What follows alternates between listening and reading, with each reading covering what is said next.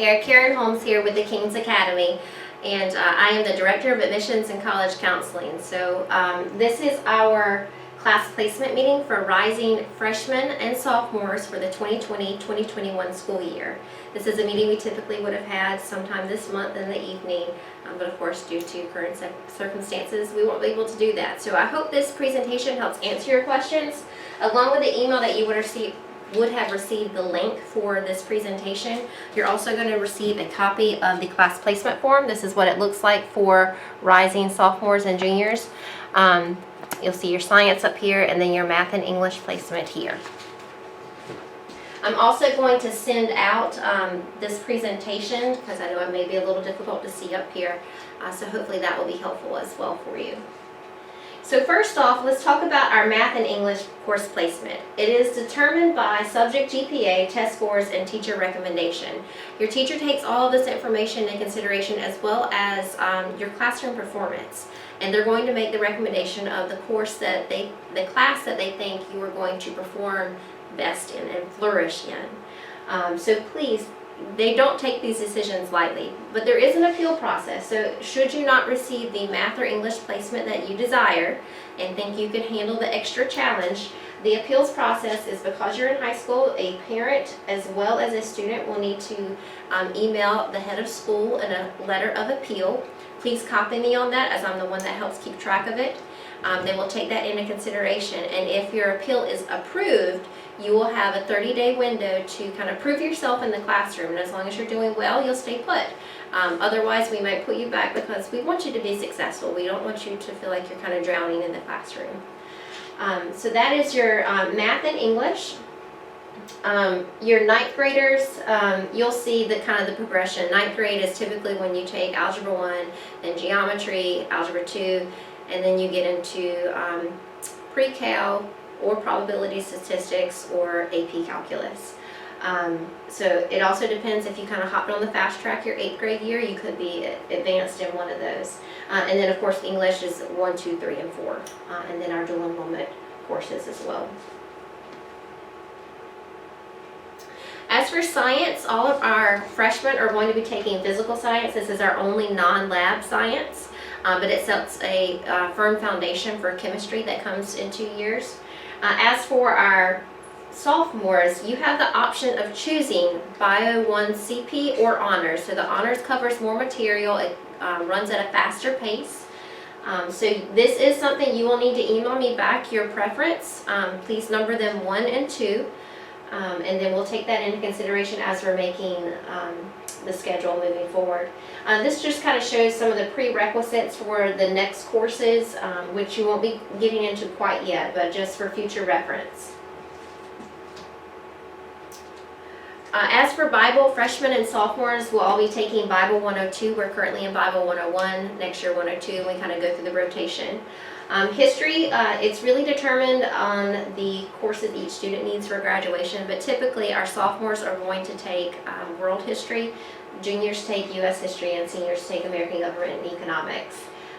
So in the place of history, our freshmen will take PE during core class time.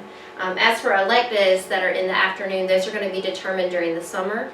So we'll have our cookout, hopefully, so that we can all get together with each other and you can choose your electives at that time. Also, I want to point out that our ninth graders will be taking speech as for their fine art credit for graduation, and then our sophomores will begin their foreign language component with Spanish. We do offer Spanish 1, 2, and 3, although only 1 and 2 are required for graduation from the King's Academy. However, for those of you who are considering universities like Clemson or College or Charleston, they do require 3 units of foreign language, so we want to have that available for our students if that's a route that they want to go. This is a chart that shows all of the TKA graduation requirements. You'll see the requirement is listed underneath the subject, so 1 to 4 units of Bible depending on your years here, 4 English, 4 math, 3 social science, 4 in science, 2 language, 1 computer science, 1 in physical education, 1 in fine arts, and then our electives.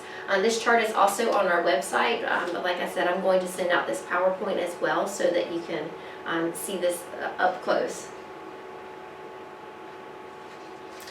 Let's talk a little bit about the ACT and the SAT. Our sophomores, really towards the end of your sophomore year, you need to at least have taken one or the other. You need to go ahead and get your feet wet with that. Especially because in the sophomore year going into junior year, there are scholarships junior year that I will be able to apply for our students. They are merit-based scholarships, but they're all based on having test scores. So I can't apply you for a scholarship if you don't have a test score. So in the sophomore year, even just the last semester, is a great time to go ahead and get started, get introduced to the test. But then, of course, junior year, you'll want to take it again. We will also be hosting our summer SAT camp with Bill McKenzie. I'll be putting that on in late July, so please be on the lookout for that as well. And I forgot to mention, this chart, it shows a comparison of how SAT scores compare to ACT scores. And scholarships. Everyone wants to know about the money. So yes, you all have a GPA footprint right now, which is determining your class rank. It's going to determine what scholarships you can apply for. It's going to affect acceptance decisions to college. So it's very important that you take your classes seriously. If you haven't learned right now, especially our seniors who have a tendency to get some senioritis, the fact that you turn in something is going to get you a higher credit than nothing. So please turn in assignments. It's very important for your GPA. So you will be eligible likely for one of the following scholarships. You cannot get all three of these, only one. So if you graduate with a 3.0 GPA, you will receive the $2,500 for the first year. And if you maintain the 3.0 GPA moving forward, you will be bumped up to Life Scholarship after your first year of college. The Life Scholarship, you have to meet two of the three criteria, either have a 3.0 GPA, 1100 SAT, or 24 ACT, and be in the top 30% of your class. This scholarship is $4,700 and it is renewable for 4 years. The Palmetto Fellow Scholarship, there are two different ways to receive this scholarship. You first either must meet the following three criteria, which is the 3.5 GPA, 1200 SAT, 27 ACT, and be in the top 6% of your class. Let's face it, that's a small number with a small school. But you can receive this one based off of end of sophomore, junior, middle of senior, or end of senior year. So really, we could have different people every year that are eligible for this scholarship. But there's also another way to get it. So maybe you're not going to be in the top 6%, but you can get a 4.0 GPA, which a lot of our students have, and then higher test scores to the 1400 SAT or the 32 ACT. This scholarship is $6,700 and it is 4 years renewable. Now, what you can also do is those who are taking math and science courses their freshman year, as long as you're enrolled in a related field of study and take at least one math and science course each semester, you can apply for what's called the enhancement to your state scholarship, which can get you an additional $2,500 each year for the remaining 3 years. So here's what you need to do. You would have received the link for this presentation. You're going to receive a copy of the PowerPoint. You're going to receive this form so you know what it looks like. I'm going to be emailing you what your math and English placement are. And then, of course, sophomores need to let me know which science course they want to be taking. So you will need to respond back to me if you're a sophomore. As for the freshmen, unless you are wanting to appeal, and sophomores who want to appeal, you will need to do that by May 15th. Again, email Mr. Van Ness as well as myself.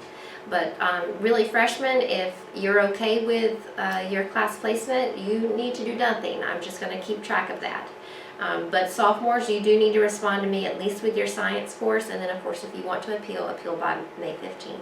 If you have any questions, please feel free to reach out to me. Either give me a call or shoot me an email. I hope this has been helpful for you.